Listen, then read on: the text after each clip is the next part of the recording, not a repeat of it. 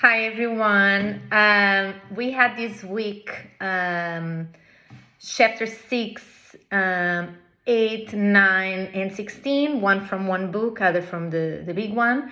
So chapter 6 was about costumes, and I found fascinated how we can create it to costumes. For me, something that I try for my students to try at least one costume to building, because I found so easy to shopping.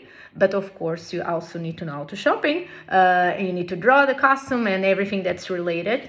The sound, I appreciated the tips of the sound, but unfortunately, I don't think even the bachelor degrees and even all over the world doesn't exist really a technician component for us to become great directors. And even when I'm going to these conferences and places, we have not many technicians that are willing to teach and learn, and we just basically YouTube has to someone and that. I think theaters even need technicians because we don't have many available, and it's something that we have to figure out. I don't think any bachelor degree I did it that really helped me with that, but I appreciated the tips. On chapter 8 we have music. I love it, the reference about the cast, like cast different types of actors of singing, different voices styles like soprano, tenor, or mezzo soprano. That will be amazing for the audience, see those distinguishes.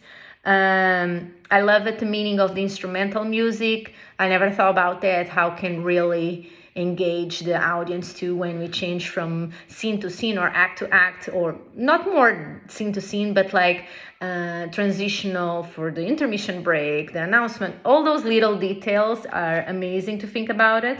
I love the idea of creating sound effects too. Especially if you are on a budget with elementary kids or even middle school, I think it's fun. They learn how these work as well. Chapter 9, the types of stages we have. The director style playwriter.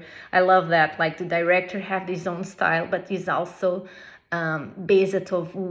You also need to be loyal of what the playwriter kind of wanted, but you also, as a director, you have your own style, I would say.